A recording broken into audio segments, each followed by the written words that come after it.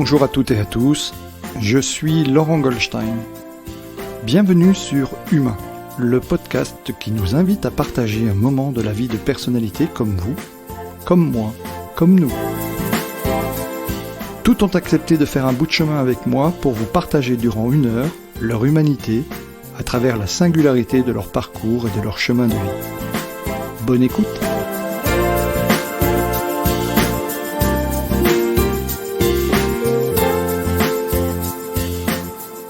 Notre invité de cette semaine est psychologue, chercheur, il vient de sortir EMI, la survie de la conscience, qu'il a coécrit avec Didier Couronne, mais aussi d'autres ouvrages tels que Les cercles de l'éveil, Intelligence et compétences émotionnelles, Penser et pratiquer les ressources humaines, Regard croisé sur la question du stress professionnel, Spiritualité et santé, un pont thérapeutique, Stress au travail, des outils pour les ressources humaines. Vous l'avez compris, un auteur prolixe et qui en plus de nombreux articles à son ouvrage. Bonjour Claude. Bonjour à vous. Bienvenue sur le podcast. Merci d'avoir accepté mon invitation et de nous accorder du temps. Est-ce que tu peux te présenter en quelques phrases pour nos auditeurs qui ne te connaîtraient pas et nous raconter comment tu es devenu celui que tu es devenu aujourd'hui? Ok, très bien. Moi, je suis psychologue de formation. Donc, j'ai fait des études de psychologie sociale clinique classique. Ensuite, je me suis orienté un petit peu vers tout ce qui est assessment center, coaching léger de demandeurs d'emploi, etc. Et ensuite, je suis arrivé dans les ressources humaines à Luxembourg. Et j'ai grosso modo une 20aine d'années dans les ressources humaines en tant que directeur de ressources humaines de plusieurs sociétés, dont la dernière, trois sociétés en Europe, une société Eurofoil, pour pas la citer, avec plusieurs usines. J'ai fait ça à peu près une 20aine d'années, et en parallèle, j'ai toujours fait de la recherche en psychologie, donc en psychologie clinique, psychologie de la santé, et dans le domaine de ce qu'on appelle aujourd'hui les expériences exceptionnelles. Donc on aura le temps d'en reparler tout à l'heure. Donc voilà, grosso modo. Aujourd'hui, j'ai arrêté un peu le domaine des ressources humaines. Je prends un peu de temps pour moi, pour écrire dans une optique, alors à la fois de consultance, au sens large du terme, avec toujours un petit peu les ressources humaines, mais surtout de la recherche en psychologie de la santé et en psychologie anomalistique. Donc on va en parler aussi, c'est un petit peu tout le domaine des expériences exceptionnelles, un petit peu, je ne veux pas dire du paranormal, mais de ce qui est un petit peu atypique dans le domaine de la psychologie. Donc voilà en quelques mots mon parcours. D'accord. Et qu'est-ce qui t'a attiré qu'est-ce qui t'a amené à faire ce parcours, et en particulier, tu le disais, parler des expériences exceptionnelles. C'est pas ton premier ouvrage là-dessus, on va y revenir sur ce dernier ouvrage, tu en as fait d'autres. Tu as aussi fait des ouvrages qui traitaient du stress, des problématiques au travail, etc.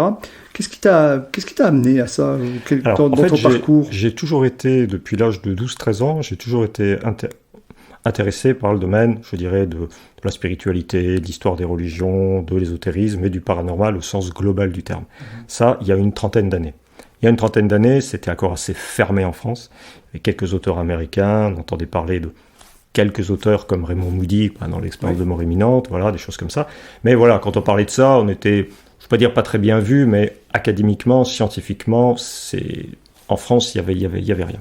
Moi, j'ai eu toute une culture dans ce domaine-là, et c'est pour ça que je me suis orienté vers la psychologie, qui était un petit peu le domaine qui était le plus lié à ça, de manière générale, en psychologie sociale, en psychologie clinique. Et après, tout en gardant, je dirais, le domaine un petit peu des expériences exceptionnelles en parallèle, je me suis orienté vers les ressources humaines et vers la question du stress au travail, de la problématique de la souffrance au travail, qui est quelque chose qui existe bien aujourd'hui, bien évidemment, dont on parlait pas trop il y a une 30aine d'années, mais on commençait tout doucement.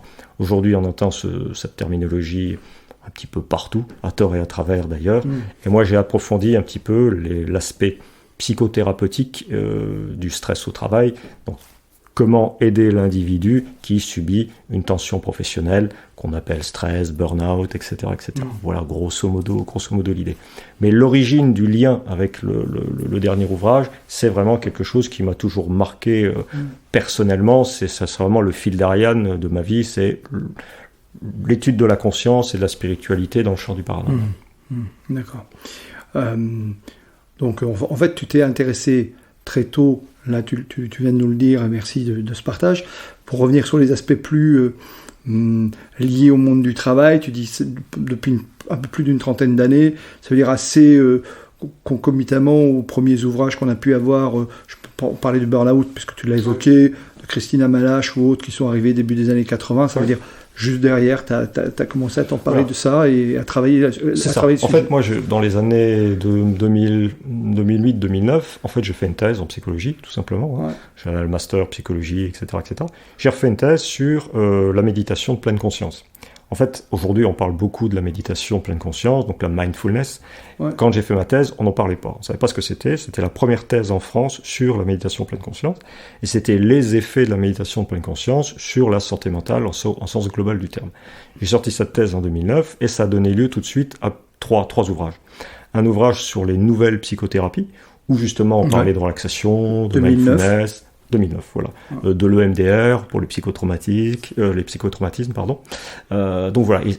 Et ensuite, je dirais, ce premier ouvrage a donné lieu à un autre ouvrage sur le stress au travail proprement dit, et sur le fait de guérir, c'est un bien grand mot, mais je dirais s'adapter d'une manière plus pertinente aux situations stressantes par la méditation. Donc c'est par l'intermédiaire... Ça s'appelle Soigner par la méditation. Soigner par la méditation. Ça c'est 2010, juste 2010, derrière. Voilà, c'est ça. Par l'intermédiaire d'une thèse de recherche que j'ai fait à AMS, le domaine de la santé a été un petit peu valorisé par le biais de la méditation. Ouais. Et de là, j'ai rebondi sur les ressources humaines en disant comment, dans le cadre de la méditation, on peut aider les gens qui subissent des tensions professionnelles. Et là, il y a tout un discours, il y a plusieurs théories autour de ça, etc. Et le discours passait bien déjà à l'époque ou en entreprise, parce que la méditation, alors en plus si on ramène ça dans le contexte, il y a déjà 12-13 ans en arrière... Aujourd'hui, on l'entend plus parler, tu as raison. Aujourd'hui, on en entend parler, mais il y a en 2008-2009, mon directeur de thèse, par exemple, je ne veux pas dire qu'il a pris un risque de cette thèse, mais voilà, je le remercie d'ailleurs, c'était vraiment très, très, très innovant de parler de méditation. Mm-hmm. On parlait un petit peu de cette pleine conscience par l'intermédiaire d'un auteur américain, Jon Kabat-Zinn, qui a apporté ça, si vous voulez, en Europe. Et il y avait aussi un autre pendant de la méditation qui était la méditation transcendantale, la méditation de concentration, dont on parle très peu parce qu'elle a une connaissance un petit peu, on va dire une couleur un petit peu métaphysique, spirituelle, et donc ça passe pas trop. La méditation pleine conscience, elle a une vue laïque, donc ça passe mieux, et c'est pour ça que je dirais la thèse s'est orientée dans ce domaine-là pour offrir des outils d'adaptation face aux tensions au travail qui, depuis une vingtaine d'années, une trentaine d'années, se développe de plus en plus avec toutes les problématiques qu'on connaît aujourd'hui dans le monde du travail. Assez rapidement, en 2012, tu vas sortir un ouvrage où déjà on a quelque chose qui est teinté là-dessus, que tu as coécrit aussi, qui était spiritualité et santé, un pont thérapeutique. En fait, la spiritualité va arriver assez rapidement dans tes ouvrages. Voilà. Dans le domaine de la psychologie, la question du stress au travail, on connaît... On a X techniques de gestion du stress, mindfulness, relaxation, sophrologie, il y a énormément de choses. Moi, j'ai développé ça, j'ai fait une thèse là-dessus, j'ai développé des outils, des protocoles, etc. Et ça s'est énormément développé après les années 2009, jusqu'à devenir quasiment aujourd'hui, cette méditation de pleine conscience, quasiment un bien de consommation. Et je le dis un petit peu entre guillemets, aujourd'hui, il y a même des petites applications, méditez, faites 3 minutes de méditation, vous vivrez mieux, etc., etc. Tout ça est très bien, mais la méditation, c'est quelque chose quand même qui, pour moi, est plus complexe et qui a une racine dans la spiritualité. Et aujourd'hui, ce que j'ai remarqué depuis ces 30 dernières années, dans notre société consumériste, de production, etc., c'est que le domaine de la spiritualité et de la religion, on en parle quand même de moins en moins pour, je dirais, la personne lambda. Bien sûr, il y a des experts du domaine, il y a toujours eu des gourous, tout ce que vous voulez autour de ça, mais en dehors des spécialistes, il y a eu un petit peu, c'est un petit peu ce que Marcel Gauchet disait, un désenchantement du monde, mais aujourd'hui un réenchantement. Mais un réenchantement sous une forme un petit peu de nomadisme spirituel. On fait un peu du cherry picking à droite à gauche, on peut un peu de tradition tibétaine, un peu d'hindouisme, un peu de christianisme, un peu d'islam, etc. Et finalement, je ne suis pas sûr qu'on avance vraiment. Et la notion de spiritualité aujourd'hui, on ne sait pas trop de quoi on parle, c'est vraiment une sorte de fourre-tout. Et c'est pour ça que j'ai écrit un ouvrage Spiritualité et santé, un pont thérapeutique, en me basant beaucoup sur les études américaines qui ont grosso modo 25 ans d'avance sur la France, où justement le domaine de la spiritualité était associé à la médecine, à la psychiatrie, par rapport au processus d'adaptation, de coping, de gens face à la mort, etc., etc. Et ça commence à se développer en France, mais c'est encore très, très, très... c'est vraiment, il y a quelques auteurs qui travaillent sur ça. Je Je dis pas que c'est mal vu, mais en France, on est vraiment dans une forte matérialité, le primat de la science. On tolère le reste, mais il y a peu de crédit pour développer ce genre de choses, alors qu'aux États-Unis et ailleurs dans le monde, en Inde, en Chine, en Australie, etc., on voit que associer la spiritualité et la religion au processus d'adaptation face à la maladie est quelque chose qui apporte vraiment de belles ressources pour le patient. Et donc c'est pour ça que j'ai fait ce bouquin dans les années en 2011, 2012. Oui. Spirituel, c'est 2012. Voilà, 2012. Il a 10 ans. Ouais, c'est ça. Voilà. Alors 2019, avant d'arriver au dernier ouvrage, là tu ressors les cercles, tu écris alors. Il y a presque j'aurais presque envie de dire une rupture, même s'il y a une continuité de l'auteur dans ses réflexions. Là, c'est un ouvrage que tu sors seul, qui sont les cercles de l'éveil, où là, vraiment, là, on touche déjà, tu parlais d'expériences extraordinaires. Tout à fait. On sort de tes travaux quasi précédents, où, voilà, on va vraiment sur quelque chose. Moi, ça m'avait marqué déjà à l'époque, tu m'avais fait... Je me souviens d'avoir acheté cet ouvrage et tu me l'avais dédicacé, mais ouais, donc voilà. Effectivement, avant les cercles de l'éveil, c'était un peu la période stress au travail, adaptation, le monde de l'entreprise, qu'est-ce qu'on peut faire par rapport à tout ça. Et je suis arrivé à un constat finalement que, offrir des outils de gestion du stress dans des contextes industriels ou financiers où de toute façon on ne change rien, c'est bien, mais c'est un gros sparadrap, entre guillemets. Donc, j'ai pas dit que j'ai pas vraiment mis ça de côté, mais bon, j'avais écrit pas mal d'ouvrages autour de ça, et je suis plus retourné vers l'éveil spirituel. Et donc, les cercles de l'éveil, c'est un petit peu une réflexion personnelle sur un petit peu la société de consommation, de production, l'individu, quel est son but par rapport à ça? Est-ce que c'est métro, boulot, dodo toute la journée, et puis des maladies à soigner, etc., etc., ou est-ce qu'il n'y a pas autre chose, de l'étonnement philosophique, de la réflexion, une certaine recherche d'une ivresse spirituelle, de par la littérature, la philosophie, etc. Et également le champ de la spiritualité qui arrivait déjà dans cet ouvrage-là par l'intermédiaire d'expériences de mort imminente, mais pas uniquement. La spiritualité, c'est quelque chose d'extrêmement large. Les expériences exceptionnelles aujourd'hui nous offrent un pont de réflexion en fait sur notre rapport à la conscience. Parce qu'en fait, toutes ces années de recherche, c'est des années de réflexion sur la conscience, qu'est-ce qu'on en fait, qu'est-ce que c'est, et comment l'individu, comment l'humain se situe dans ce monde aujourd'hui qui est fait énormément de matérialité, mais qui n'est pas si matériel que ça quand on regarde vraiment des auteurs spécialisés dans le domaine. D'où les cercles de l'éveil. Voilà. Donc, arrive maintenant, on est 2022, on arrive finalement au sujet qu'on évoquait au début, et qui sont le dernier ouvrage que tu as coécrit avec Didier Couronne, qui sont EMI, la survie de la conscience. Tout à fait. Et là, vous êtes parti... vous le dites d'ailleurs, sur une démarche scientifique, réellement, de cette survie de la conscience. Alors, rapidement pour nos auditeurs, même si je sais que beaucoup voient bien ce que veut dire EMI, est-ce que tu peux nous en parler et qu'est-ce qui a fait que vous avez écrit ce livre cet ouvrage, voilà. L'expérience de mort imminente, qu'on appelle en anglais NDE, donc Near Death Experience, c'est quelque chose qui a été, qui existe depuis très longtemps dans l'histoire. Tu parlais de Moody tout à l'heure. Voilà. Mais même dans l'histoire de la spiritualité, de la religion, on a des témoignages qui sont très proches des expériences de mort imminente. Mais effectivement, il y a eu dans les années 75 Raymond Moody qui a écrit son bouquin sur les expériences de mort imminente, avec Elisabeth Kubler-Ross qui a écrit également un ouvrage sur ça. Et ça, c'était vraiment les deux auteurs clés qui ont un petit peu révolutionné les choses autour de ça. Et les années ont fait que un certain nombre de chercheurs se sont intéressés de plus en plus à ça dans la mouvance New Age, mais pas uniquement. Donc au début, c'était vraiment la mouvance New Age, et après, la science a commencé à s'intéresser de plus en plus à ça. Et depuis maintenant les 15-20 dernières années, il y a de fortes recherches scientifiques sur le domaine. Alors pourquoi nous on s'est intéressé à ça? Avec Didier Couronne, en fait, lui est très intéressé à ça depuis bien une trentaine d'années, c'est un petit peu sa passion, dans une optique littéraire, sociale, etc. Et moi, mon domaine, ça a été toujours la conscience, en fait. Et on a essayé de faire un mix, on s'est dit, voilà, on essaye d'étudier la conscience, comment elle fonctionne, et on essaye de faire réfléchir le lecteur sur en fait deux tendances qu'on appelle en anglais lean brain et loud brain. Lean brain, c'est la conscience qui est liée au cerveau, tout simplement. Et quand il n'y a plus de cerveau, il n'y a plus de conscience et c'est terminé. C'est le principe de la matérialité, de la science actuelle, entre guillemets. Loud brain, c'est de dire la conscience, elle est délocalisée, elle est non locale.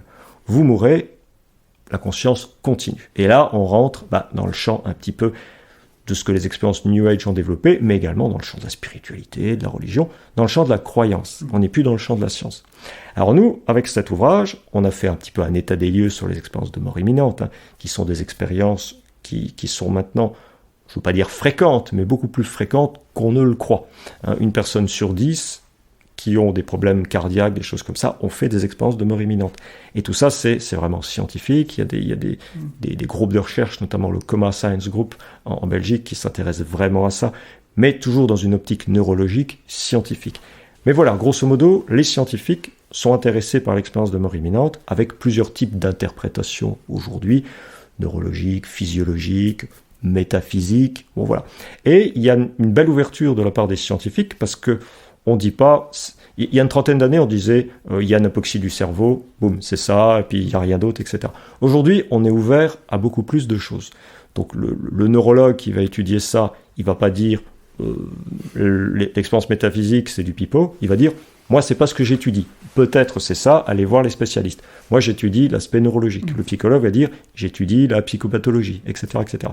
Et tout ça a donné lieu à énormément de recherches, de chercheurs, de revues, d'ouvrages autour de ça, qui donne vraiment aujourd'hui une somme très très très importante d'informations. Nous, on a synthétisé un peu tout ça, et on s'est dit, qu'est-ce qu'on fait ? On fait un ouvrage scientifique, pour des scientifiques. On s'est dit, non, on va faire de la vulgarisation. On va essayer de faire de la vulgarisation pour justement toucher le grand public, en disant, voilà les émis, qu'est-ce que c'est, d'où ça vient, comment ça heurte l'individu, est-ce que c'est difficile d'en parler, parce qu'il y a une trentaine d'années, quand vous parliez d'EMI, on vous orientait vers le psychiatre. Aujourd'hui, c'est beaucoup plus ouvert, bien que.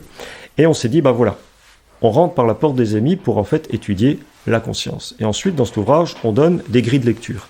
Des grilles de lecture philosophiques de la conscience, des grilles de lecture métaphysiques, des grilles de lecture ésotériques, on n'en a pas trop parlé, mais là, il y a vraiment tout un champ énorme à développer, et des grilles de lecture en lien avec la physique quantique, qui sont vraiment beaucoup plus complexes. Les physiciens quantiques, avec les concepts de non-localité, d'interdépendance, offrent des grilles de lecture. Donc on s'est dit, on va offrir des grilles de lecture aux lecteurs, on ne va pas dire ça existe ou ça n'existe pas, on n'en sait rien d'un point de vue scientifique. On rentre par le champ de la science, on observe, on se pose des questions et on reste ouvert. Et on donne un certain nombre, en tout cas le plus d'informations possible au lecteur pour que lui-même puisse se faire sa propre opinion et pour que lui-même puisse aller, je dirais, chercher d'autres articles, scientifiques ou pas, dans ce domaine-là. En espérant justement inviter l'individu à sortir d'un monde, je dirais, assez catégorisé, inscrit dans la matérialité, où on dit, il n'y a pas que ça quelque part. Et peut-être ça nous interroge aussi sur le sens de la vie et notre rapport au monde, notre rapport à l'autre, de manière générale, quoi. D'accord.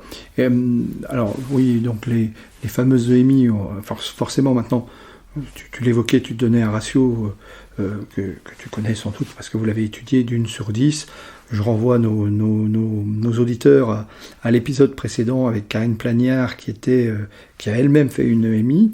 Donc effectivement, le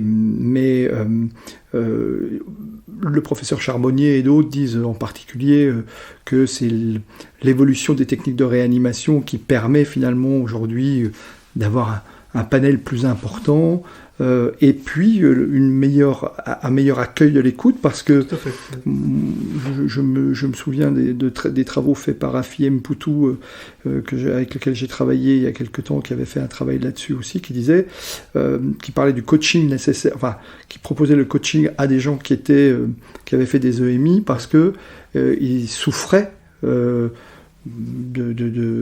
de la non-compréhension quand ils sont revenus dans l'environnement des personnes qui voulaient pas soit entendre parler de ce qu'ils racontaient, soit il y avait aussi une forme de colère, c'est pourquoi on m'a ramené, moi je voulais pas revenir. Enfin, voilà, il y avait un peu tout ça, et il disait il y a un nécessaire accompagnement, il n'y a pas une prise en charge encore très importante des personnes qui ont vécu des EMI. Ouais. Alors ça commence à changer justement, et effectivement pour rebondir sur ce que tu disais, il y a 10 ans, 20 ans, 30 ans, quand on faisait une NDE, on n'en parlait pas. On n'en parlait pas, l'individu était complètement bousculé.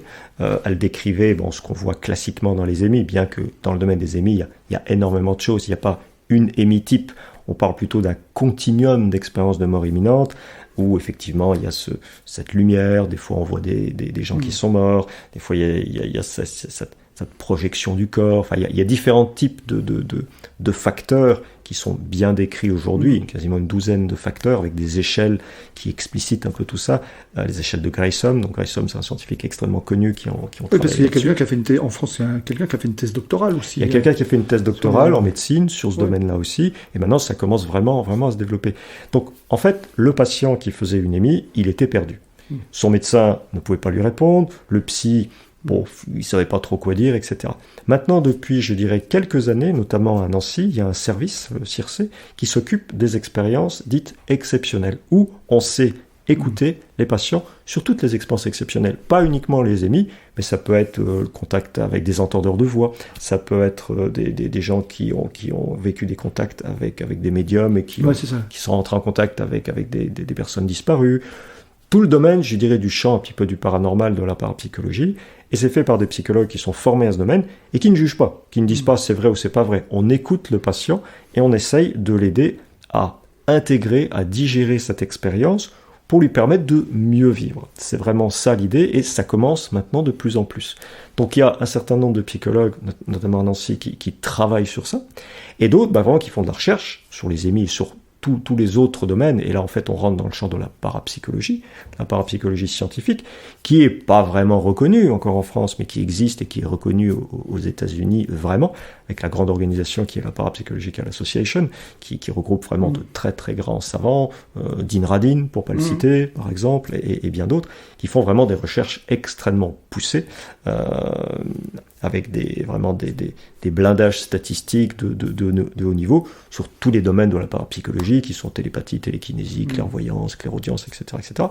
Les EMI ne rentrent pas vraiment dans le champ de la parapsychologie, mais tournent autour d'une certaine manière.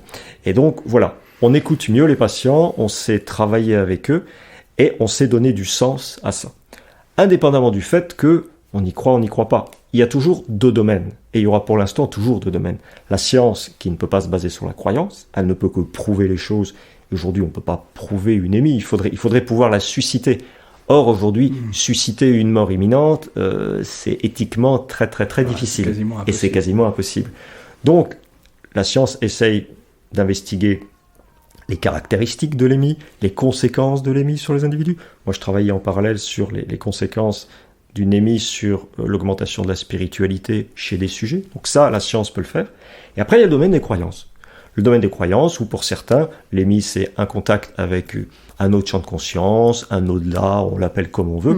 Et pour certaines personnes, c'est évident et c'est comme ça. Et ça ne se juge pas. C'est à chacun de cheminer. Je pense que ce qui est important, c'est en fait de rentrer dans un processus de réflexion, un processus d'interrogation, un processus d'étonnement philosophique, métaphysique, pour nous faire sortir de notre réalité quotidienne qui a tendance à nous gangréner de plus en plus si on reste dans un cycle, je dirais, classique que notre société sait bien faire fonctionner. Alors, tu viens de dire plein de choses extrêmement intéressantes. Une première là qui me vient, tu évoquais ce groupe de psychologues à Nancy et naturellement on parlait des EMI, voilà, tu viens d'en parler, j'y reviendrai aussi par rapport à la notion de croyance, mais tu parlais aussi, ça n'a pas manqué de m'interpeller, alors ceux qui entendent des voix, tout ça, c'est ok, mais des gens aussi tu disais qui avaient vu un médium, parlé avec des personnes et qui en avaient été bouleversés ou touchés, c'est ça en fait Tout à fait. Parce que si je vais voir un médium, je choisis d'y aller. Je dois aussi m'attendre à... Voilà. Je présuppose que je sais vers quoi je veux aller. Alors, très souvent, les gens qui vont voir un médium, soit c'est des gens qui le font dans une démarche exploratoire, soit c'est des gens qui le font dans une démarche, je ne veux pas dire de souffrance, mais ils souffrent de quelque chose. Et donc, ils vont voir un médium, et comme il y a des bons médecins, des bons psychologues, il y a des bons médiums et des moins bons, enfin, il y a un peu de tout ça. Et des fois, vous allez voir des gens qui sont dans ce domaine-là. Généralement, ça se passe très bien, mais des fois, ces informations arrivent d'une manière brute. Ils ne sont pas filtrés. Et ça peut heurter l'individu s'il n'est pas prêt à ça. Donc, il faut être prudent par rapport à ça. Tout dépend pourquoi on va le voir, effectivement. Mais si le médium, il vous dit demain, voilà, il va vous arriver ça, faites vite ça peut être dangereux, ça peut interpeller. Alors généralement, les gens qui sont médiums et qui professent, ils sont prudents, ils font bien leur travail. Voilà. Mais on est quand même dans un domaine inexpliqué, qu'on ne connaît pas.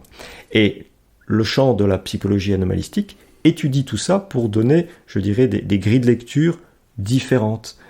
Peut-être même au médium, comment créer sa relation thérapeutique avec le patient, bien qu'on n'est pas dans une approche thérapeutique, mais quand même, quelque part. Vous savez, quand vous allez voir un médium, vous allez le voir, vous faites ce qu'on appelle des contacts avec des défunts, bon, ça veut dire ce que ça veut dire, ou des conseils sur l'avenir, des choses comme ça.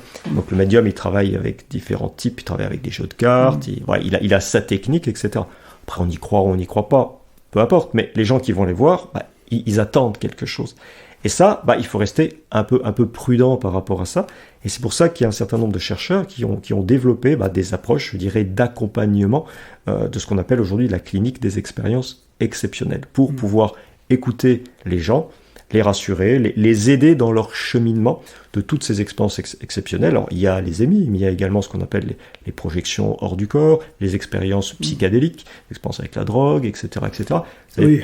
Voilà, il y a énormément de choses. Vous prenez l'expérience de transe chamanique. De transe chamanique, voilà, exactement. Quelqu'un qui s'y connaît pas et qui va sur Internet et qui prend de l'ayahuasca ou des choses comme ça peut être désastreux. Donc voilà, il faut accompagner les gens dans ce type de démarche.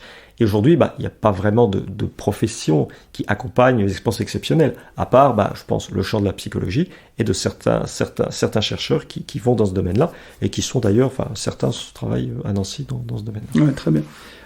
Merci pour cette information. Alors, tu disais tout à l'heure, on n'a pas de certitude scientifique sur les EMI, etc.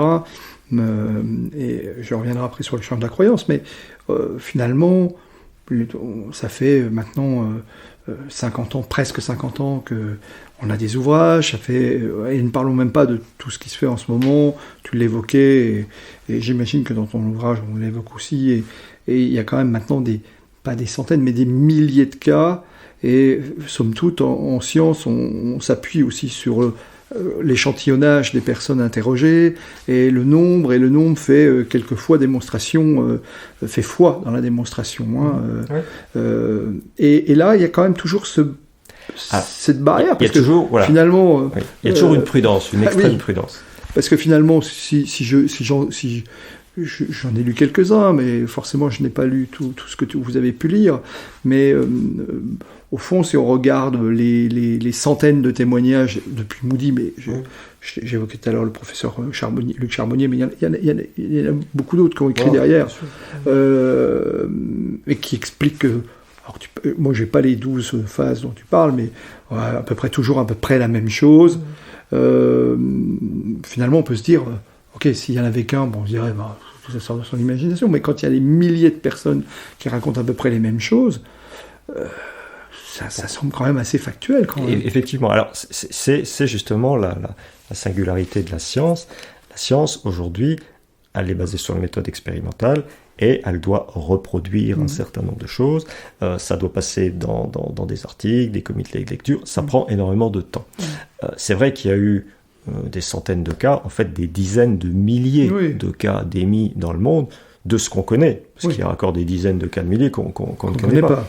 Il y a effectivement des neurologues comme Ibn Alexander, qui étaient des grands sceptiques au départ, qui ont vécu des émis, et pour tous ces gens-là, la question ne se pose pas.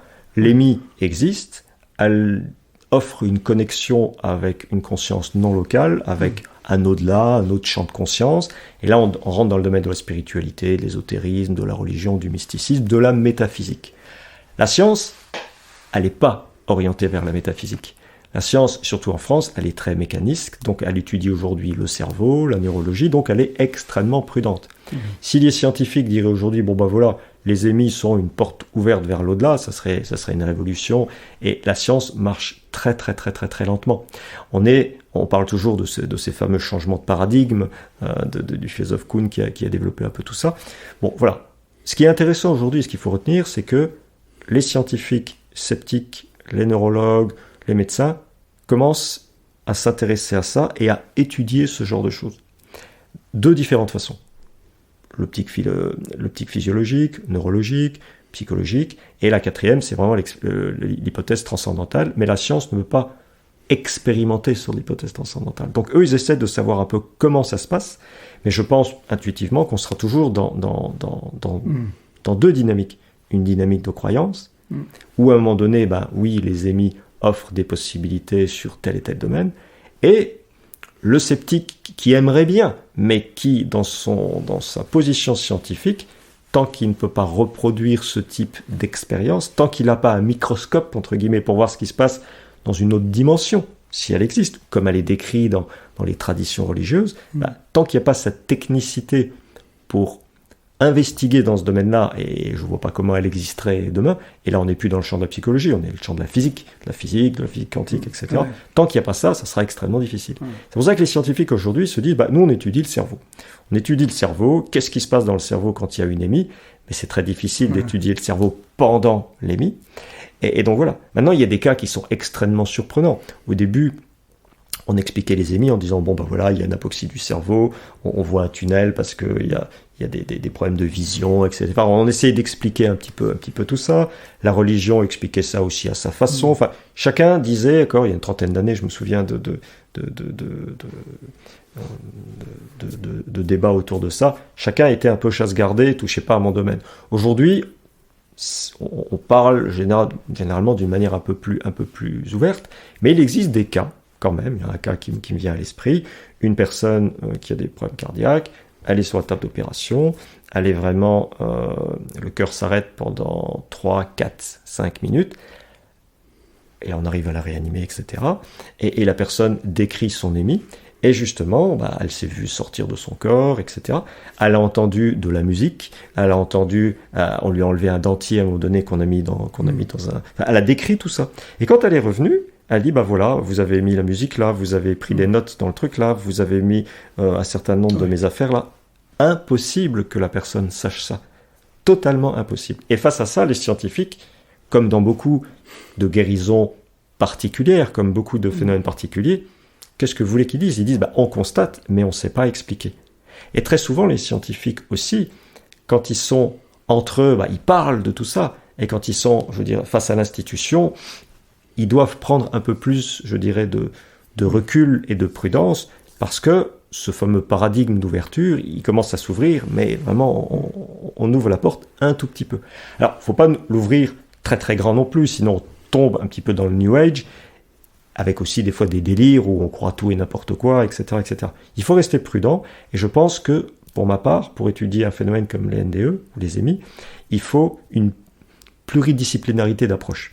Il ne faut pas uniquement que le médecin ou que le neurologue, il faut associer le neurologue, le sociologue, le psychologue, l'anthropologue, le physicien. Il faut que tous ces gens, ensemble, tentent d'investiguer ce type de phénomène, parce que c'est un phénomène qui touche l'ensemble de la population dans ces domaines-là. Comment mieux l'investiguer avec différentes méthodes, et essayer à la fois d'étudier les caractéristiques des émis avec des tests, des questionnaires, etc., le vécu des gens, et aujourd'hui, une des approches, c'est l'approche phénoménologique, parce qu'on revient sur l'approche phénoménologique, dans le sens où on essaye de savoir ce que le patient, ce que la personne a à dire par rapport à ça. L'approche scientifique étant limitée par sa technicité, l'approche phénoménologique, qui est assez importante en psychologie, qu'est-ce que l'émis, qu'est-ce que l'expérience de NDE vous fait ressentir, vous, patients, quelles sont les transformations. Et on voit que beaucoup de gens qui vivent des NDE sont totalement transformés. Et paradoxalement ou non, vont vers le domaine de la spiritualité, de la religion, ne se contentent plus d'une matérialité classique. Et je dis pas que c'est bien ou pas bien, c'est pas ça du tout, mais ils sont orientés vers autre chose, d'autres champs de conscience. Et ces champs de conscience, on les retrouve dans la spiritualité, dans les grands textes religieux, les textes ésotériques, dans les Upanishads, dans les Védas, enfin dans toutes les religions, on parle de tout ça. Et c'est pour ça qu'aujourd'hui, l'approche pluridisciplinaire est très très très intéressante. Alors, tu parlais du... Je vais juste faire une correction. Tout à l'heure, j'ai dit Luc Charbonnier, c'est Jean-Jacques Charbonnier. Jean-Jacques Charbonnier, oui, tout à fait. Juste corrigé. Et tu parlais du docteur Eben Alexander. Effectivement, alors lui, il prend plus de risques puisque son ouvrage... Il prend plus de risques. La preuve du paradis, lui. Il parle de la preuve du paradis. Voilà, il explique d'ailleurs d'avoir vécu... c'est comme le docteur Gilles Bolte-Taylor qui était aussi une neuroscientifique qui a vécu une attaque cérébrale, etc., et qui décrit un autre état de conscience encore, avec d'autres phénomènes. Mais lui, le docteur Eben Alexander, dans La preuve du paradis, effectivement, il sait bien ce qui lui arrive. Et il a d'abord plusieurs phases, cette phase de coma, puis voilà. Cette phase... Et lui, il dit carrément, il parle de la preuve du paradis... Voilà, et le sous-titre, c'est Voyage d'un neurochirurgien dans l'après-vie. Exactement. Voilà, lui, il parle d'après-vie. Sur la croyance en elle-même, il y a la rencontre, dans les phases, la rencontre avec l'être de lumière ou les êtres de lumière. Ce que j'en sais, moi, c'est que en fonction des croyances de la personne, il va rencontrer... Finalement, l'être de lumière, c'est-à-dire que si je suis hindouiste, je vais rencontrer... Voilà, adapté à ses représentations. Voilà, c'est ça. C'est-à-dire, en fait, ce que j'ai pu lire dans les EMI, c'est qu'il n'y a pas la vérité universelle, c'est plutôt, je vais rencontrer mon guide ou mon guide spirituel, c'est ça, en fait. Tout à fait. L'individu, en fait, ça interpelle sur la question de la réalité, en fait. Ouais. La réalité au sens global du terme. Alors, on ne va pas rentrer dans de la haute philosophie, mais notre vision de la réalité est basée sur notre construction historique, personnelle, sociologique, psychologique, nos lectures, etc., etc. Quelqu'un qui est chrétien, qui est indien, etc., va avoir des champs de représentation différents. Et dans les émis, effectivement, on va voir des dieux, on va voir Vishnu, on va voir Jésus, on va voir des êtres de lumière, où on verra des guides, etc., etc. Donc, effectivement, c'est notre conscience, notre système de représentation mentale qui donne une certaine forme à ces champs d'énergie qu'on peut retrouver de l'autre côté. Encore une fois, c'est qu'une hypothèse qui n'est déjà plus scientifique, bien évidemment. Mais des gens comme Eben Alexander, dans les clés du paradis, eux, voilà, ils vont plus loin, ils se disent, voilà, moi j'ai vécu ce genre de choses, je suis allé de l'autre côté, j'ai eu des messages, j'ai eu des contacts, j'ai vu des choses, je ne doute plus, donc je déverse mon message. Mais la science peut et doit prendre en compte ce discours, l'analyser en disant, bon, je ne sais pas si c'est vrai ou pas, c'est subjectif. Et l'expérience de mort imminente est une expérience subjective. Effectivement, comme vous le disiez tout à l'heure, si on a un ou deux comme ça sur la planète, bon, on ne prend pas ça en considération. Mais aujourd'hui, depuis les 20-30 dernières années, ça se développe de plus en plus, comme si quelque chose stimulerait un petit peu la population à dire, il y a autre chose. Mais c'est autre chose, les religions l'ont toujours véhiculé. Mais aujourd'hui, la religion et son approche pédagogique mériterait, je dirais, d'être peut-être réorientée, revue, etc. Or, on est toujours face au dogmatisme dans certains domaines, que ce soit un dogmatisme élevé ou non. Je ne suis pas sûr que les jeunes générations trouvent vraiment un réconfort dans le dogme des grandes religions, sauf ceux qui vont vraiment étudier les textes d'une manière très, très fine, mais qui fait ça aujourd'hui? J'en lis de moins en moins, enfin, on connaît un petit peu ce domaine-là. Donc, l'expérience de mort imminente, elle offre des possibilités, elle l'interpelle. Et les gens n'en sortent jamais indemnes. Et quand vous lisez un livre sur les émis, si vous êtes un peu ouvert, vous vous posez un certain nombre de questions. Mais y a-t-il un au-delà? Y a-t-il quelque chose? Lui dit oui, lui sait pas, lui dit non. Qu'est-ce qui se passe? Et je pense que l'intérêt des émis, c'est un peu ce qu'on dit dans nos bouquins, c'est de dire interrogez-vous, ne restez pas passif. Ni face à quelqu'un qui dit, bah voilà, c'est la preuve de l'au-delà, etc., ni par rapport à celui qui dit, il n'y a rien du tout. Faites vous-même votre expérience d'appropriation de tous ces concepts, et c'est justement dans ce voyage, dans cette quête personnelle, c'est celle-ci qui sera qui peut dans certains cas être salutaire et qui va vous permettre de trouver votre propre voie. Et c'est un peu le discours, je dirais, métaphysique ou spiritualiste qui a toujours existé. Mais tout le monde ne lit pas les Upanishads, tout le monde ne lit pas les textes mystiques des grands mystiques chrétiens. Donc voilà, les émis, c'est assez facile d'accès et beaucoup d'ouvrages scientifiques ou même de vulgarisation offrent une sorte de couleur différente à l'ensemble de la population. Et ça séduit, je trouve. Alors, malgré tout, dans la majorité des cas, tu sais tout à l'heure l'expérience de ce monsieur qui était sur la table d'opération. On revoit souvent dans plusieurs ouvrages cette expérience de cet aveugle de naissance qui par exemple, a pu décrire ce qui s'était passé dans la salle d'opération et même décrire les couleurs, etc., qui reste totalement inexpliqué. L'autre qui était sur le toit, qui a vu ce qu'il y avait sur le toit, etc., etc. Donc il y a quand même des choses extrêmement troublants. Là, tout à fait, bien sûr. Voilà, et on parle de nombreux cas qui sont extrêmement troublants. Bien sûr, voilà, donc c'est ça. Alors, une autre question, toujours sur le sujet en lui-même. Il y a quand même un pourcentage, alors même si la grande majorité des gens disent avoir vécu une expérience plutôt agréable et heureuse, et puis ils étaient tellement bien de l'autre côté qu'ils voulaient d'ailleurs pas qu'on les renvoie, puis qu'on leur a dit il faut que tu retournes, parce qu'il y a des gens aussi de l'autre côté qui ont dit il faut que tu retournes, t'as pas fini. Il y a aussi des gens qui ont vécu des expériences négatives. Il y avait un pourcentage. 15%. Voilà, c'est ça. 15% des émis sont des expériences dites négatives, des expériences de peur, d'angoisse, des expériences entre guillemets ténébreuse, dans le sens, une noirceur, tout n'est pas toujours positif. Alors on peut se poser la question, l'émis, c'est également, dans toutes les expériences, il y a toujours un croisement avec ce qu'on apporte, nous-mêmes, notre personnalité. Bon, c'est des domaines qui sont difficilement étudiables aujourd'hui, que uniquement sur l'approche phénoménologique. Il y a très peu de recherches sur il y en a quelques-unes, mais sur les expériences négative, on a le témoignage des gens, j'ai vécu une expérience, une émis négative, etc., etc. Qu'est-ce que j'en fais ? Et 75%, c'est des gens qui ont vraiment des expériences positives et qui changent leur vie complètement. Alors, pourquoi il y a des expériences négatives ? Pourquoi il y a des expériences positives ? Est-ce que c'est lié à ce qu'on apporte dedans ? Est-ce que c'est lié à notre façon, à nos propres peurs ?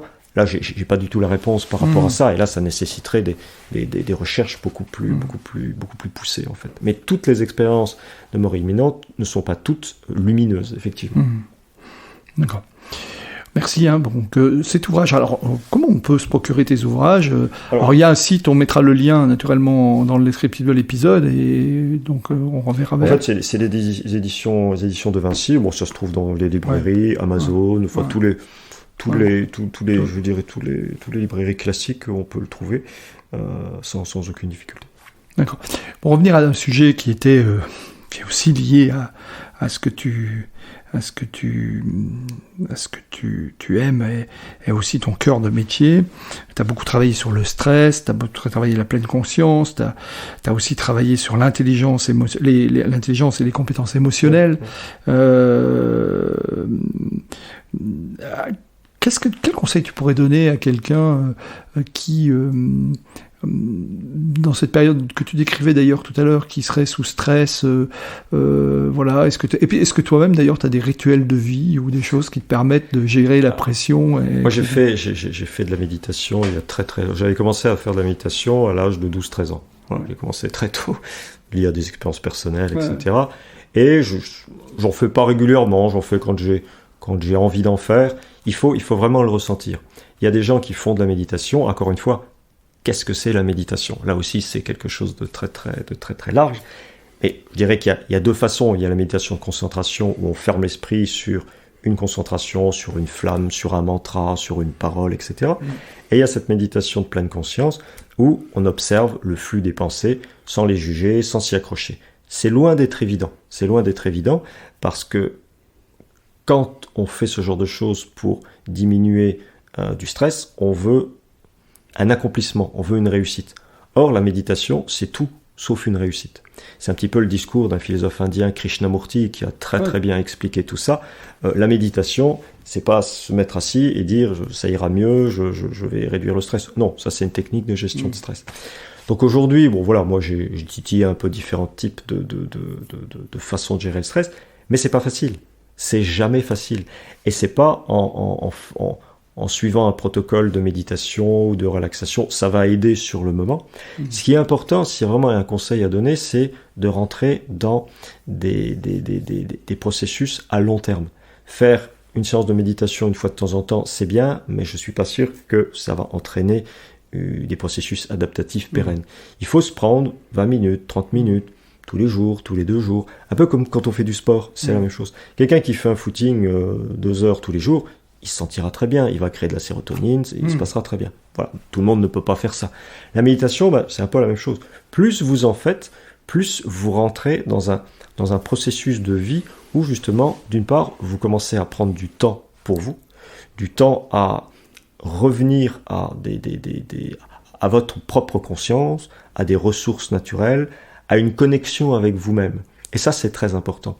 Aujourd'hui, dans notre société de production-consommation, où il y a vraiment une accentuation, une accélération du temps, l'individu entre 7h du matin et 22h, il a peut-être 5 minutes pour lui. Je caricature un peu. Mais entre les bouchons sur la route, le métro, les responsabilités, les enjeux de performance, le stress lié à tout ça, on mange pas bien, etc., etc., etc., la vie familiale, les enfants, enfin bref, tout ça, le stress des médias dans des périodes difficiles, enfin, c'est assez connu tout ça. Qu'est-ce qui reste ? Il reste les vacances où on décompresse un peu, etc. Donc l'idée, c'est vraiment de prendre une demi-heure par jour de temps pour soi où on coupe tout, on lâche prise, etc.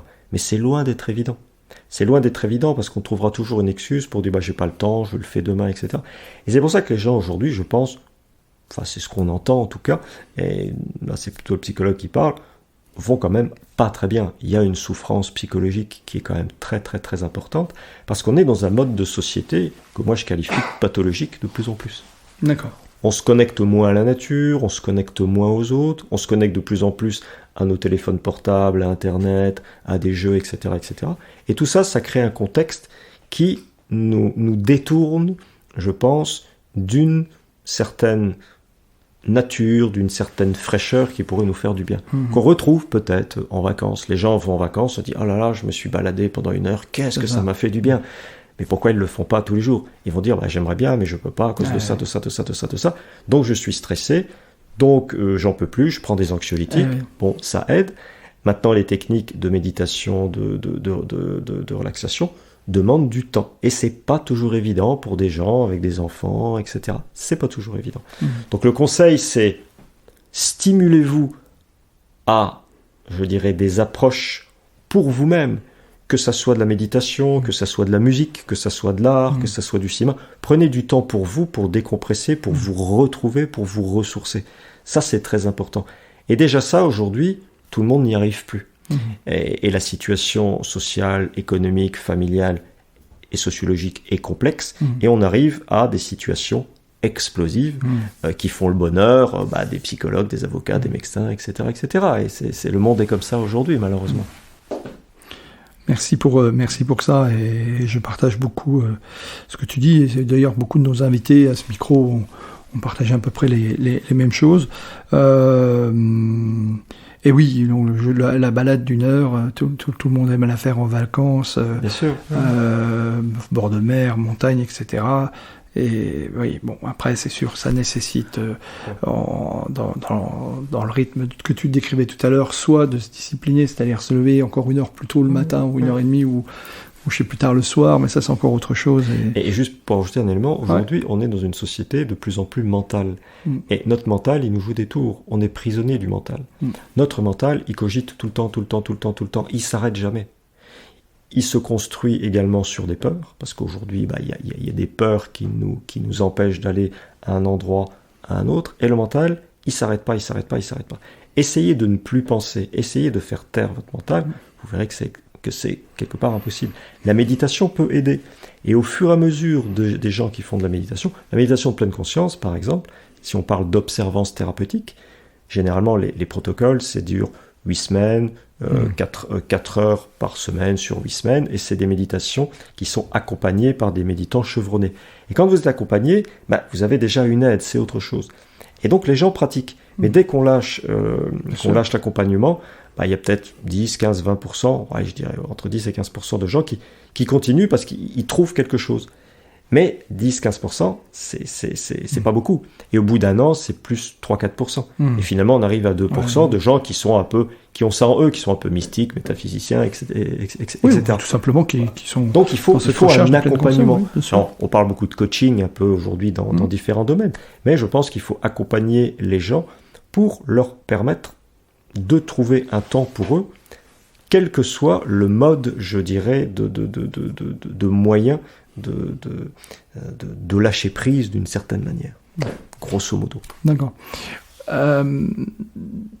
Quels sont tes projets là? Parce que je m'autorise à poser la question, parce que bien sûr tu venez de sortir vous venez de sortir un nouveau livre, mais si je regarde dans les 10 dernières années, tu as été extrêmement... tu as produit énormément. C'est quoi tes projets pour les années à venir, là, 2023, 2024? Dans le domaine de l'écriture?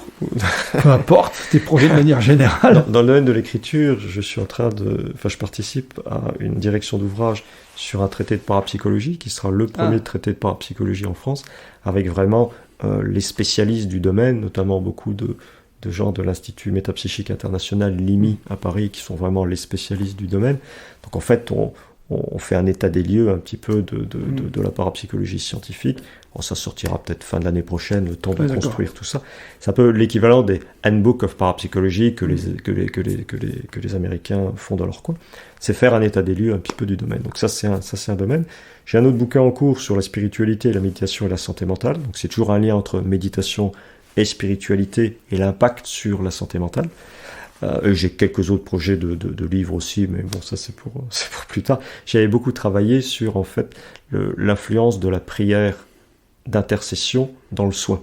Ça, c'est des domaines qu'on n'entend pas du tout parler en France. Il y a 2 personnes qui travaillent sur ça. Un peu plus aux États-Unis. Aux États-Unis, un peu plus, effectivement. Il y a eu pas mal de travaux sur en fait les transmissions d'intention à distance.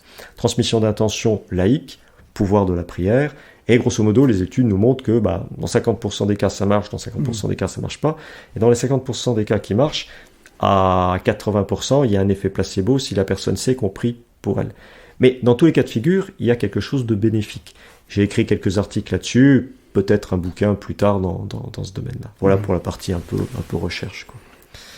Pour la partie professionnelle, je pense que d'ici quelques semaines, je vais ouvrir un cabinet de psychologie à Luxembourg, justement. Psychologie générale, psychothérapie. Et reprendre un petit peu mon métier d'origine, d'une certaine manière. D'accord. On arrive au terme de l'émission, voilà, c'est bientôt. Donc, si tu n'étais pas ici avec nous, là, en train d'échanger autour de ton dernier livre, tu aimerais être où actuellement? Où actuellement? Si tu avais le choix. On va pas parler de physique quantique, d'être à plusieurs endroits en même temps, mais voilà, si tu avais le choix, ça serait où? C'est une bonne question, parce que je reviens de vacances, là, donc je suis assez rassasié de pas mal de choses. Difficile de répondre à cette question, parce qu'en fait, moi, ce qui m'intéresse beaucoup, c'est de partager mes expériences avec des gens, et de développer une cogitation autour de ça. Et c'est ce qui m'apporte vraiment beaucoup pour permettre d'interagir. Ce qu'on ne fait pas suffisamment, on parlait de temps, pour justement se lancer des débats comme ça, il faut encore plus de temps. Et ça, c'est vraiment ce qui m'apporte beaucoup. Donc des moments d'interaction avec des gens ouverts et intéressés, ça m'aide beaucoup. Voilà. D'accord. Super. Quel livre recommanderais-tu à nos auditeurs s'ils en avaient un à lire? Lequel serait-il? Alors aujourd'hui, il y a beaucoup d'ouvrages. Moi, j'aime bien un auteur français qui s'appelle Daniel Meroy, Anne Givaudan. Je ne sais pas si vous connaissez. C'est des gens qui ont écrit une cinquantaine de livres depuis vraiment très très très longtemps. C'est des mystiques. Ils avaient écrit un de leurs premiers ouvrages, c'était Récit d'un voyageur de l'astral. C'était vraiment très particulier. Alors, c'est dans le domaine du paranormal, c'est dans le domaine de la spiritualité. C'est sur quoi tu travailles actuellement. Voilà. Je recommande vraiment ces auteurs, Daniel Meroy et Anne Givaudan, parce qu'ils ont écrit énormément de choses. Moi, j'ai beaucoup lu dans le domaine de l'ésotérisme et du paranormal depuis l'âge de 15 ans, donc j'ai vraiment lu énormément. Et ces auteurs-là ne m'ont jamais déçu, il n'y a jamais de contraire, il y a vraiment une très très belle cohérence dans cette œuvre. Et quelqu'un qui s'intéresse à ça, je les invite vraiment à aller vers ces auteurs, c'est vraiment très très riche. Autant humainement que théoriquement dans tous ces mondes. Parfait. Bon, on trouve le lien dans le descriptif de l'épisode. Et dernière question, qui me recommanderais-tu de rencontrer pour un prochain épisode ? Alors, j'ai un collègue de travail qui s'appelle Renaud Évrard, qui est justement un peu pionnier dans le domaine des expériences exceptionnelles et qui serait très très très intéressé, enfin je suppose qu'il serait intéressé et qui aurait vraiment beaucoup de choses à apporter sous l'angle scientifique. Il est donc maître de conférence en psychologie à Nancy, en psychologie clinique, psychopathologie, et vraiment référent sur les NDE. Il a écrit aussi certains ouvrages sur les NDE, un qui est sorti récemment justement, un psy face à la mort. Donc c'est une autre approche scientifique des NDE. Il connaît énormément de choses dans ce domaine. Donc s'il y a quelqu'un, lui je le recommande vraiment. Merci beaucoup Claude. En tous les cas, l'échange était passionnant et on aurait pu poursuivre comme ça. Voilà. Mais le mot de la fin te revient et que si tu as un message à faire passer en conclusion, lequel serait-il ? Voilà, le mot de la fin te revient. Le mot de la fin, j'ai tendance à dire aux gens, prenez du temps pour lire, prenez du temps pour... J'ai lu dernièrement un poème de Baudelaire sur le fait de s'enivrer. Et il disait, enivrez-vous de poésie, d'amour, de vin ou de bon sens à votre guise. Et je pense que ça, c'est vraiment pour moi le mot de la fin, que les gens s'enivrent de quelque chose qui leur font plaisir par la lecture, par les arts et par tout ça en général. Merci infiniment Claude d'être venu au studio Marine où nous avons repris nos quartiers. Merci à Laurent Bernat pour le travail d'enregistrement et de post-production. Et nous, on se retrouve très vite pour un prochain épisode. À bientôt. Merci.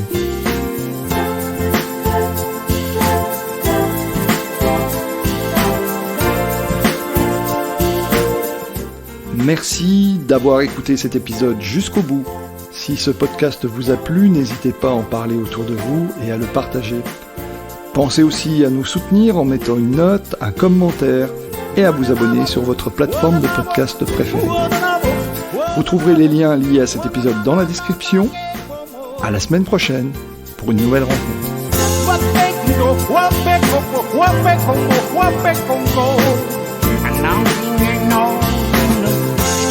Stick it up, I feel.